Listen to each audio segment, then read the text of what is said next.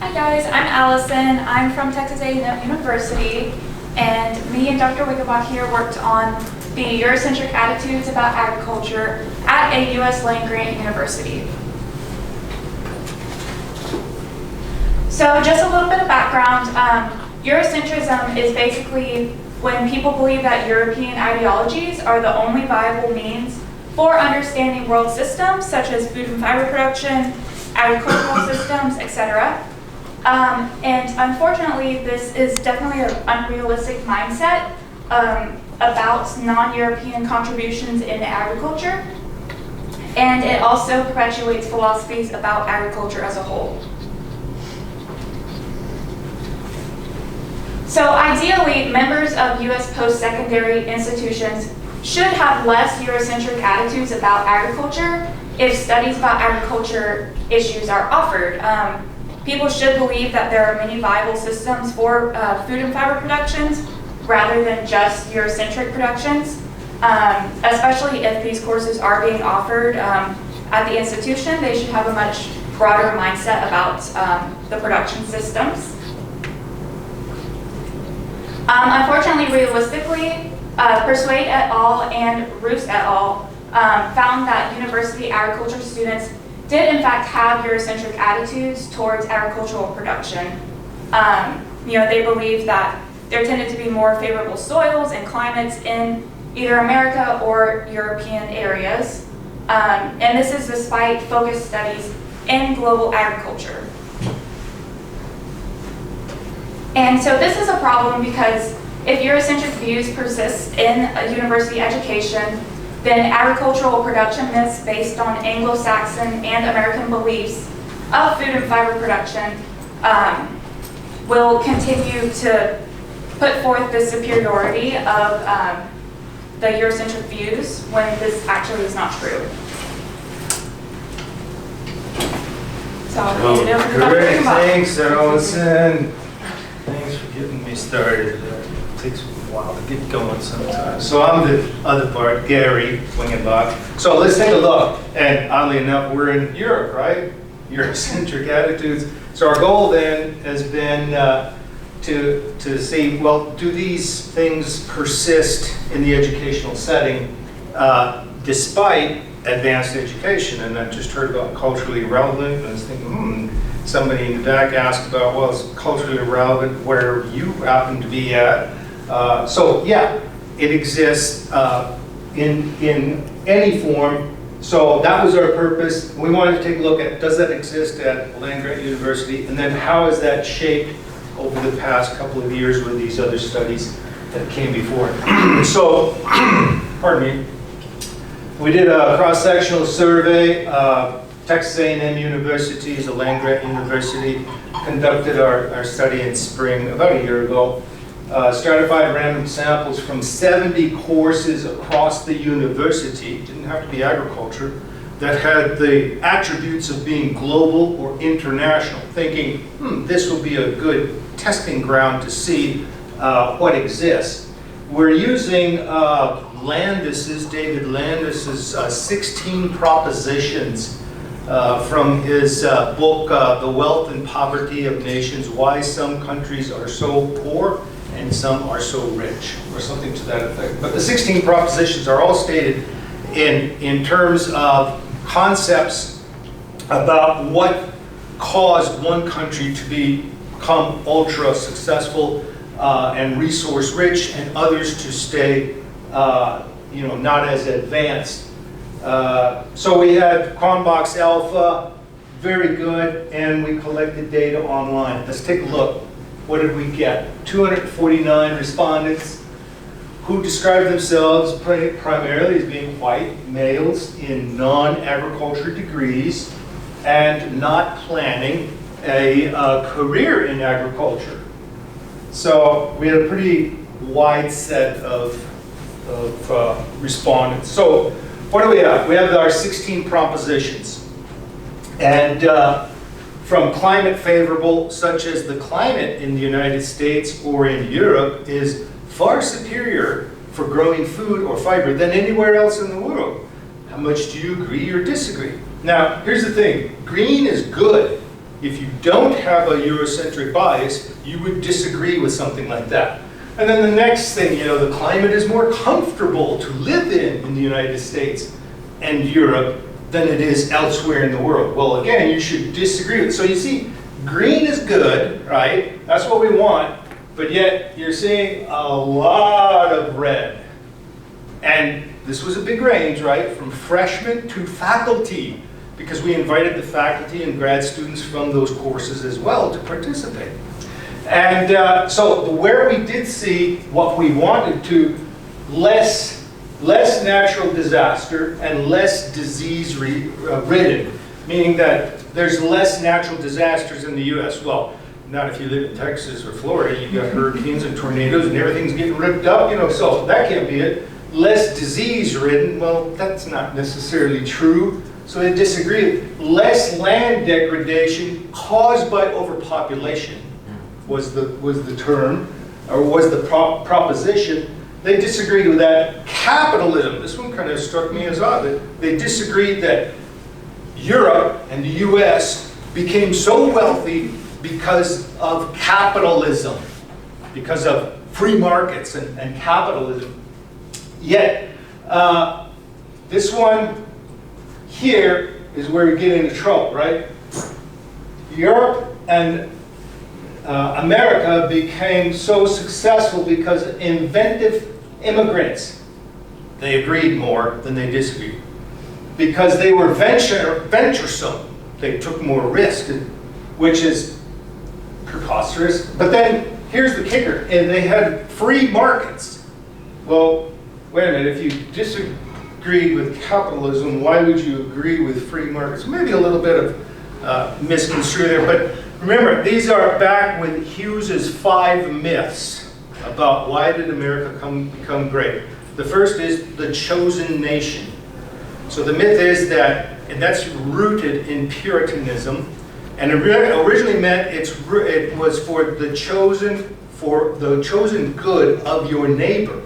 But throughout America's evolution has been woven into our nationalism, into our nationalistic pride that America's number one in everything. But we know they're not. Myth number 2, it's the nature's nation, that the climate and the topography and the geography are much more favorable for prosperity and happiness in America than they are in other places of the world. And the third was the Christian nation, that is also rooted in the ideals of Puritanism, but also in biblical teachings that somehow America, that God chose America to become rich and powerful and the ruler of the world, and that that's why we have become so prosperous. The fourth is the Millennial Nation. This, got to remember, Landis wrote this in '98. So we're the Millennial Nation, which insinuates that America had much more technology and adventurous spirit to use that technology, which becomes a form of moral force and domination of natural resources, if you think about it. And that's why it prospered. And then the fifth is the innocent nation, that is an amalgamation of the other 4 myths. And that is that, well, America is the good guy in all of this, right? That we're the savior. We've never, caused war somewhere else. I see some eyebrows being raised. Only we've been picked on, and we've come to the, to the rescue of others, and et cetera, et cetera. Well, we'll get to discussing that in just a second. So, where do we find differences? Current study, we did find differences in capitalism, that students agreed more with capitalism, while faculty and staff did agreed less than expected. So we read, this was based on some chi-square, Pearson's chi-square, and Fisher's exact tests were necessary. Less natural disasters, males agreed less, females agreed more. So we had what we call class or subgroup difference, student versus faculty/staff, and then we had male versus female, etc. for our groupings. And then, thank you, We had significant differences in free markets where other races agreed more while white agreed less. No significant differences in colleges. Then, let's backtrack a little bit. Ours, stratified random sample, 78 courses with global order. 2013, stratified random samples from 2 introductory agriculture courses, but not necessarily global ag. The precursor, Persaud, in 2008, was a freshman course, a senior course in crops and soil science. So how did they stack up? Here's how they stacked up.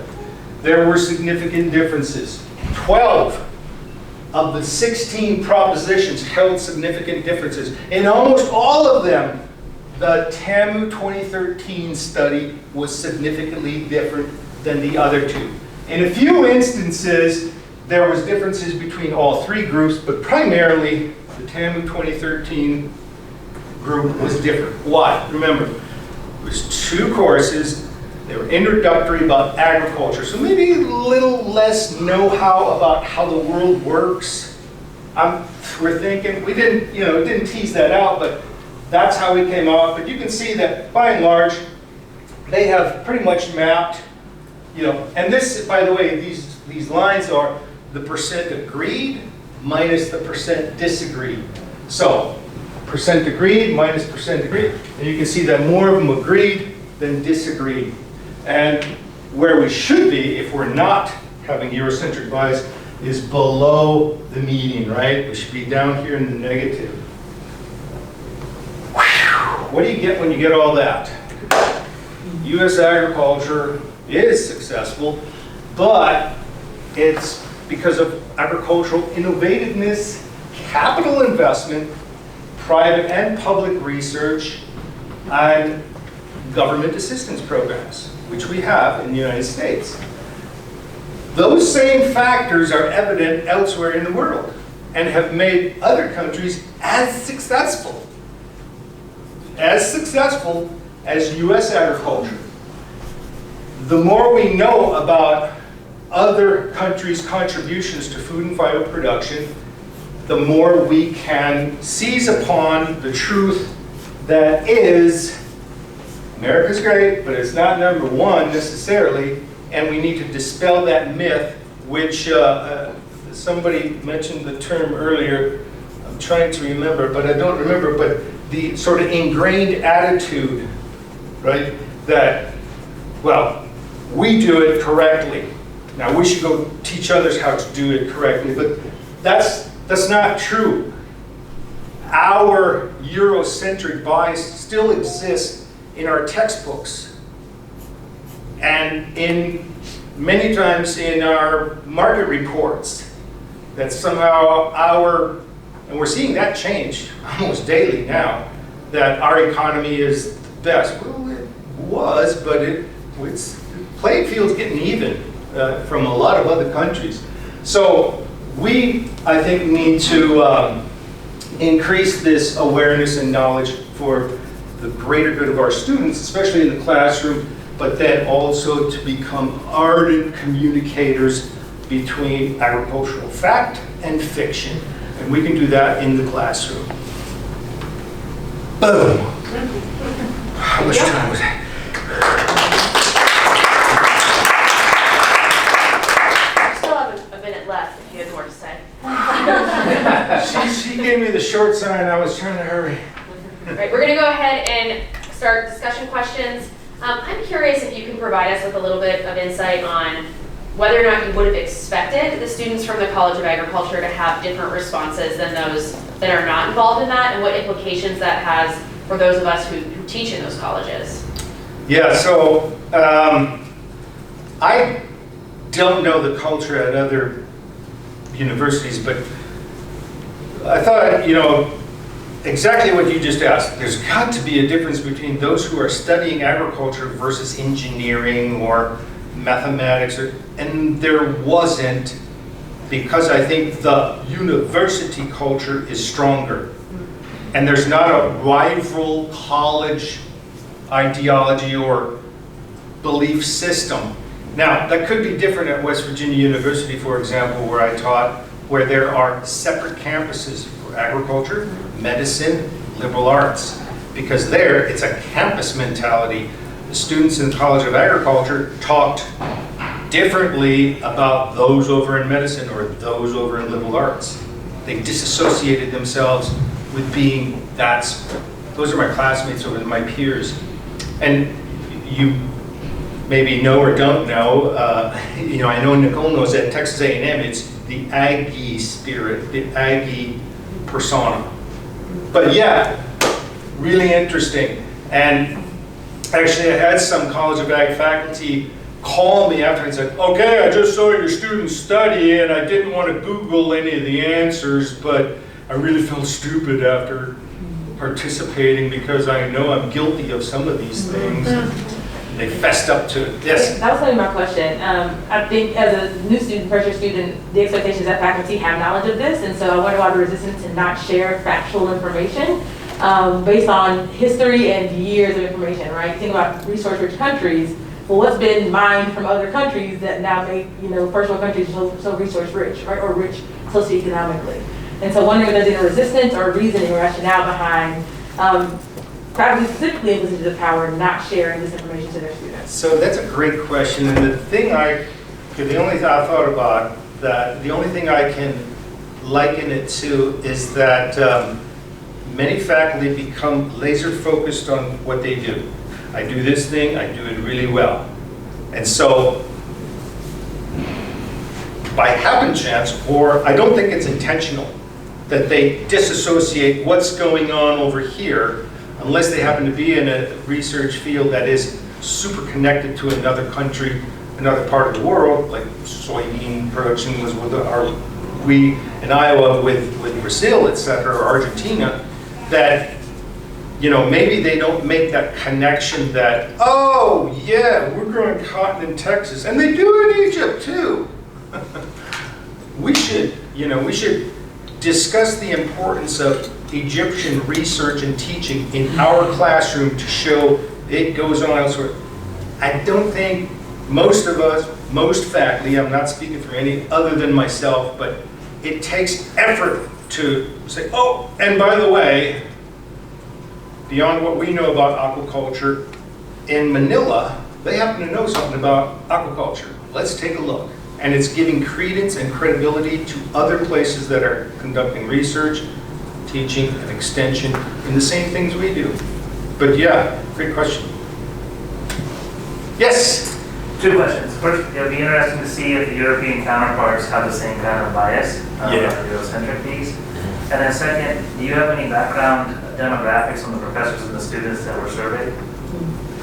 Yes, I do. In the paper, there's more, and then we're prepping, still have a manuscript that's about to be submitted that has much more than what is provided here. But so we ask other questions about, do you have an agricultural background and or a family who worked in, and that's also, I think one of the downfalls is the majority says, no, I have nothing to do with agriculture. So we're getting that so far removed from the actual food and fiber production that I think in countries, I'd like to extend it to the European community to find out, does that bias exist? But also then, I think we have to look at how far removed are you from agriculture to figure out if that bias persists or lack of knowledge, just be based on that alone. Were the faculty or students international is what I was asking. So if they come from international, they may have a different perspective. Oh, yeah, so another study